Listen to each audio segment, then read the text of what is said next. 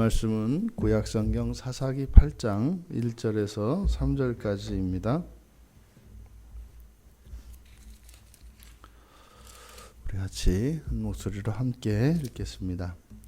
에브라임 사람들이 기드온에게 이르되 네가 미디안과 싸우러 갈 때에 우리를 부르지 아니하였으니 우리를 이같이 대접함은 어찌 됨이냐 하고 그와 크게 다투는지라.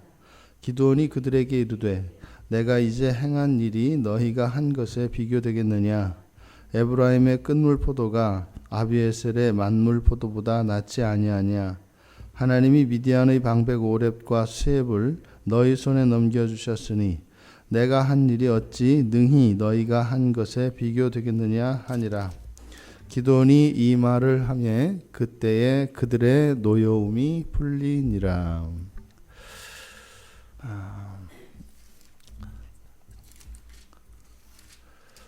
기드온의 마음속에 있는 이 두려움을 떨쳐내기 위해서 또 그 두려움으로 인하여 일어나는 일들, 지금은 이제 동족 간에 또 다른 의미의 전투가 시작되고 있는 것을 보게 됩니다. 지금 에브라임 사람들이 기드온과 크게 다투었다. 싸움이죠.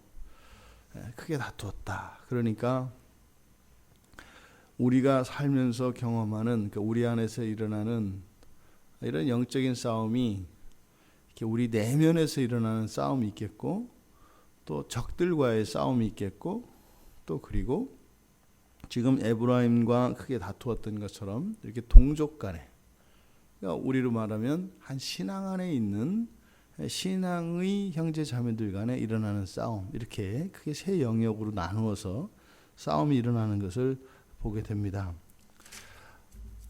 앞에 7장 24절에서 기드온이 사자들을 보내서 에브라임 지파 사람들로 하여금 전쟁에 참여시킵니다.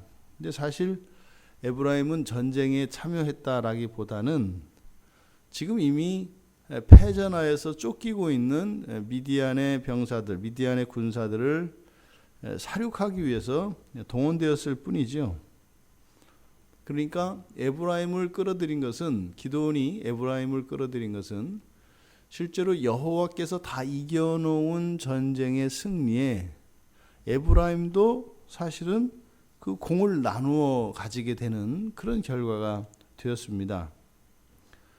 그러니까 어찌 보면 에브라임으로서는 사실은 굉장히 영광스러운 것이고, 목숨을 건 전쟁이라기보다는 단지 그 전리품을 챙기는 이런 입장이기 때문에 에브라임은 사실은 행운을 만난 거죠. 그런데 지금 1절의 내용을 보면 이제 에브라임이 왜 이제 불렀는가? 맨 처음에 시작할 때부터 우리를 부르지 않은 것에 대해서, 맨 처음에 동원할 때 에브라임을 동원하진 않았었죠. 그런데 지금 공을 세우고 난 이 에브라임이 뒤늦게 자신들을 기드온이 부른 사실에 대해서 기드온을 책망하고 있습니다. 그래서 지금 기드온과 이 에브라임 사람들 사이에 큰 다툼이 있었던 겁니다. 그러니까 기드온의 입장에서 보면 기가 막힌 거죠.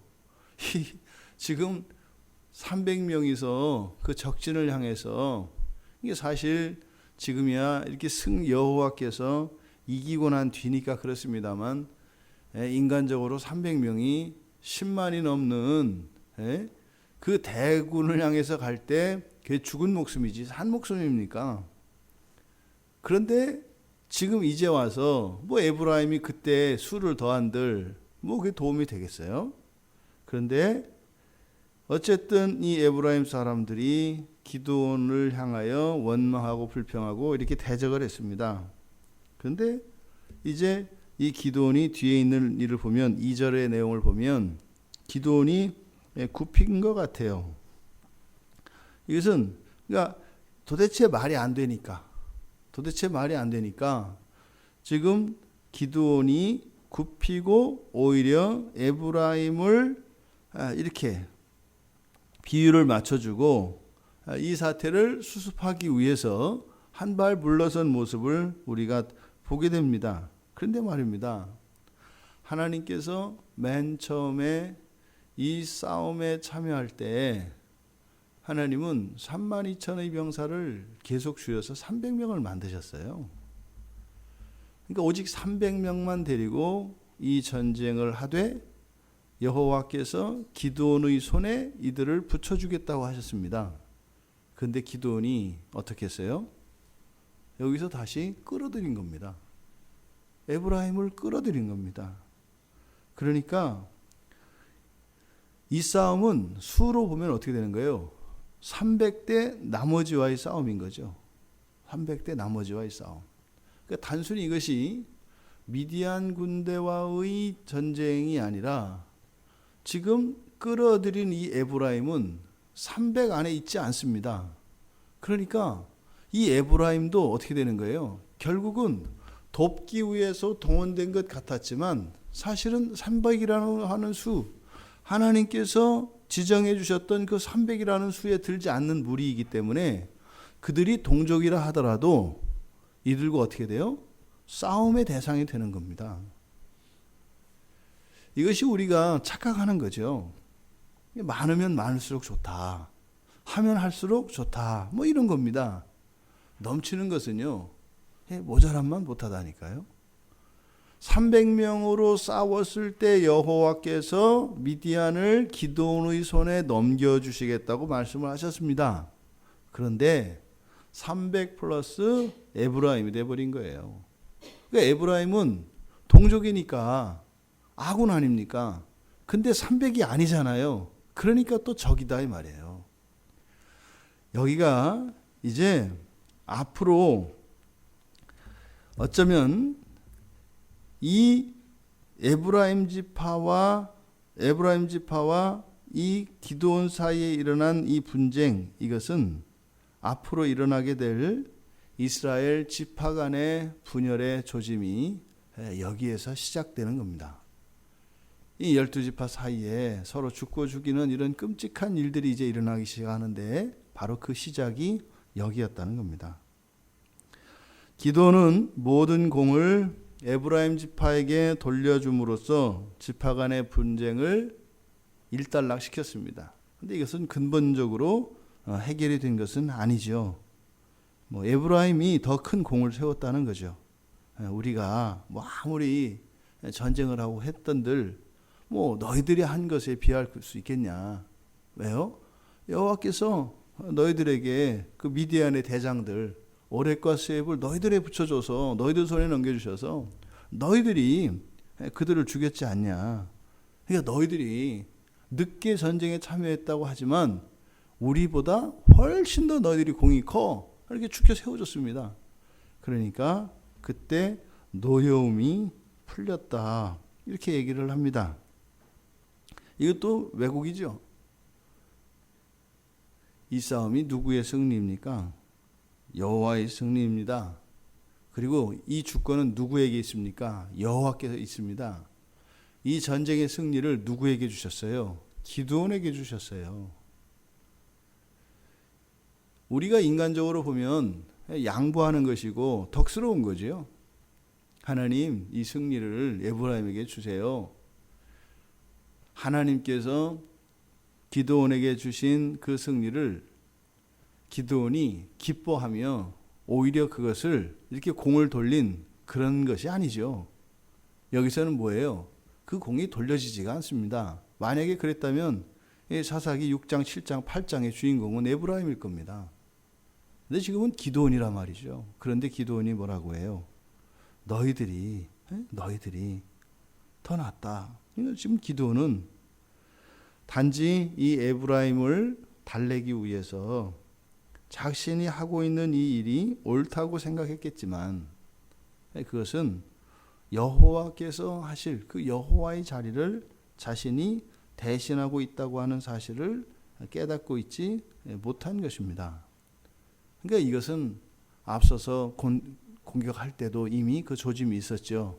여호와의 군대가 아니라 또 동시에 기드온의 군대라고 했던 생각 말입니다. 그러니까 두려움이 사라지고 나니까 그 안에 뭐가 있었어요? 이게 교만이 요 안에 들더라. 이게 딜레마입니다. 두려움이 가득해서 그걸 없애버리면 교만해지고, 또 그 교만을 깎아내면 또 두려움이 ip사이고, 이게 우리들이 참 이 극복하기 어려운 딜레마입니다. 조금 낮추면 확 기가 죽어가지고 그냥 다 죽게 되고, 그래서 불쌍하고 딱해서 좀 살려주면 또 확 올라가서 또 그냥 하늘 높은 줄 모르고 하나님하고 맞먹으려고 하고, 또 그냥 그래서 그것도 이렇게 하려면 또 확 죽어가지고 또 그냥 부모도 없이 그냥 사는 천의 고아처럼 또 하고, 이게 지금 기드온에게서 나타나고 있는 현실입니다.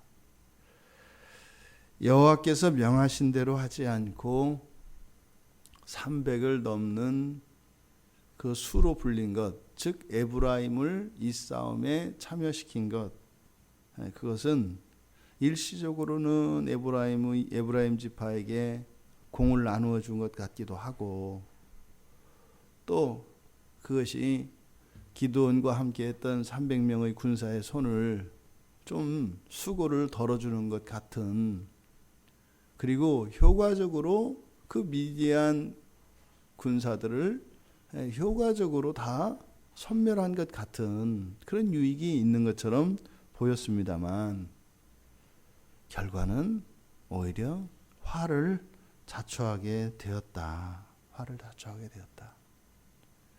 우리들은 당장 우리 앞에 닥친 문제들을 해결하는 것에 초점이 맞춰집니다. 어떻게 잘 빨리. 하지만 그것이 하나님의 뜻 안에서 이루어지지 않는다면, 지금 당장은 그것이 우리의 눈에 좋아 보이고 더 효과적인 것 같아 보일지라도 그것으로 인해서 오히려 더 큰 대가를 치르게 된다라고 하는 사실입니다. 하나님께서는 전쟁을 끝내주셨습니다. 그런데 기드온은 또 다른 전쟁을 일으키고 있습니다. 이것이 하나님의 아픔이고 우리들의 딜레마입니다. 문제는 우리들이 항상 일으키고, 수습은 하나님이 하시고, 그럴 때 또 우리는 하나님을 원망하고, 또 다시 하나님이 달래주시고, 그래서 수습하면 또 다시 문제를 일으키고. 우리가 이 세상을 살아가며 잊지 말아야 할 것은, 하나님을 더욱 사랑하기 위하여, 하나님을 더욱 알아가기 위하여, 하나님과 영원히 언제나 함께하기 위하여 우리들의 인생이 허락된 것이라는 겁니다. 근데 그것이 단지 나 하나만이 아니라 이 세상의 모든 사람들이 그렇게 되기를, 그 일을 위하여 하나님께서 택하신 자들을 부르시고 은혜를 주시며 우리의 인생을 이끌어 가십니다. 우리의 인생의 정체성을 다시 한번 우리가 점검해 봅시다.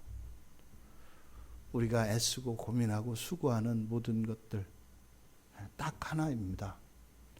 그 영원한 나라에서 하나님과 영원히 완전한 연합을 경험하며 그렇게 살아가기 위해서 인생을 살아가는 겁니다.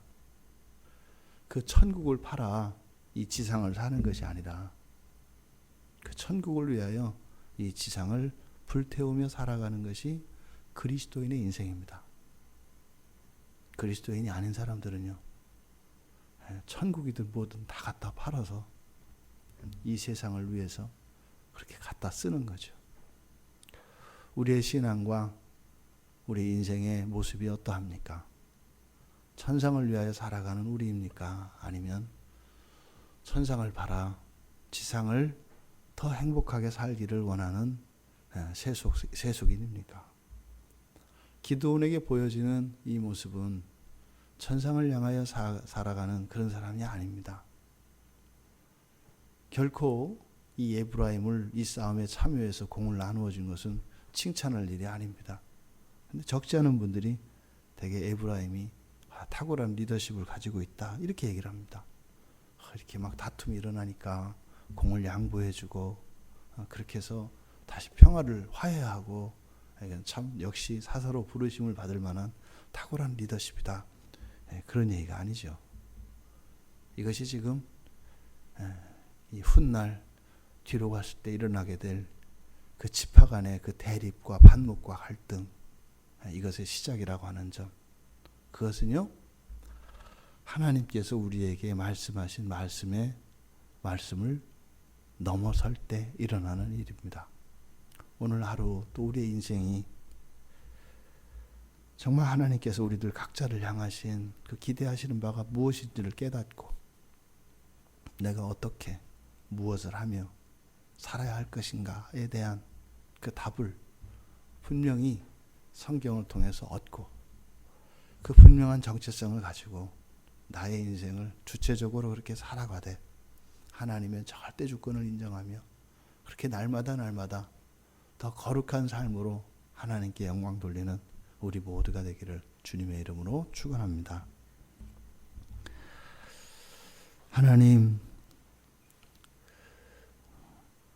하나님께서는 전쟁을 끝내주시지만 기드온은 또 다른 전쟁을 시작하고 있는 것을 보게 됩니다.